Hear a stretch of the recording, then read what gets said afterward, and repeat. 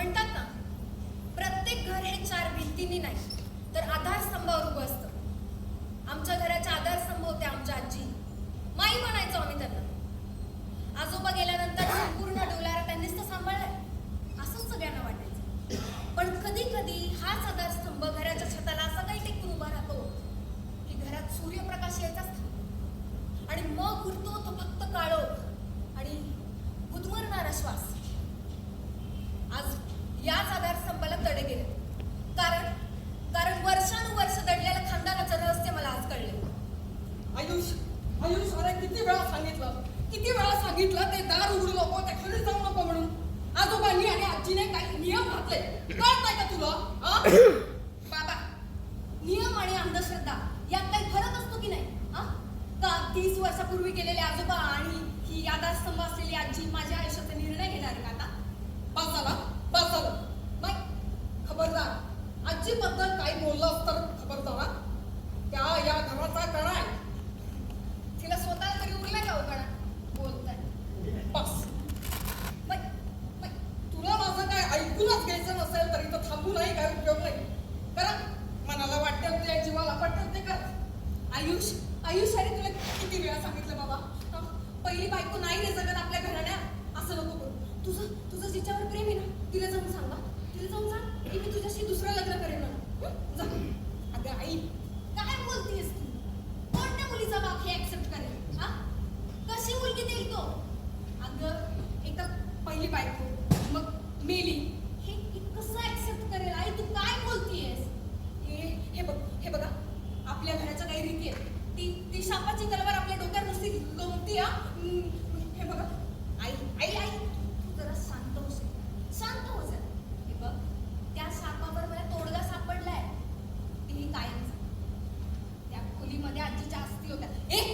काय बोलतोय तू? काय बोलतोय? आजी जिवंत आहे आपली, तुझ्या जीवेला काय हाड? आई अगं, ती आजी नाही, आजोबांची पहिली बायको. ती मेली, मग तिथूनच तर शाप आपल्या बोकांडी बसलाय. हे बघ आई, फक्त अस्थी नव्हत्या, पत्र पण होती. तिच्या माहेरून आलेली पत्र. त्यात वारंवार लिहिलं होतं, आजीला मुक्ती द्या, अस्थी विसर्जित करा. पण नाही, आपल्या आजीने काय केलं? त्या अस्थी आणि पत्र आजोबांपासून लपवली. तिला मुक्ती मिळाली नाही आणि हा शाप म्हणून आपल्याला आत्मा पसरून टाकल्या. कळलं? म्हातारी आहेच खाऊ, वाटलंच होतं मला. हे आई, अगं हळू बोल जरा, बाबा ऐकतील. अरे आयुष, माझ्या ना सासूबाईंचं मन होत्यासारखं बरं का. हे आई, अगं सिरियल मधले वाक्य जरा टाळ. परिस्थिती काय, तू बोलती काय?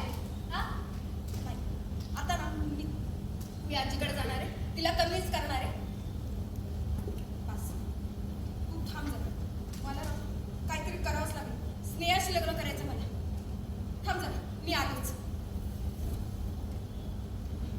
रमा, रमा, तू हे काय अगं तेवढं पडतं ओढतं. प्रकाश नको वाटायलाय. काय करावं? आजी, मी आहे आयुष. उठा, पटकन उठ. कोण? तू कसा पाय आलाय इकडं? अरे तुला तर माझा चेहरा बी बघावं वाटत नाही की. कसा पाय आलाय? काय काम काढलंय माझ्याकडं? आजी, तुला मी जाब विचारायला आलो. त्या खोलीतल्या पेटीत काय? खरं सांग. ये बाबा, काय बी इशय काढू नका. तो आपसकीने इशय तर काढूच नको. काहीतरी बोलायचं, काहीतरी घेऊन यायचं. आजी, अपशकुनी तुझे विचार आहेत. 50 वर्ष झाली. किती? 50 वर्ष झाली सगुण आजीच्या अस्थी तू त्या खोलीत डाळून ठेवल्या. कधी विसर्जित करणार? ती पत्र सगळी वाचली. खरं बोल. ये भारतात कशाला ग?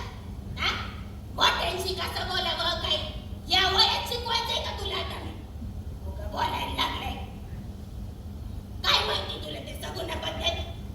अरे ती गेल्यापासून या सगळ्या भिंतीला तिच्या आठवणी चिटकून बसल्यात.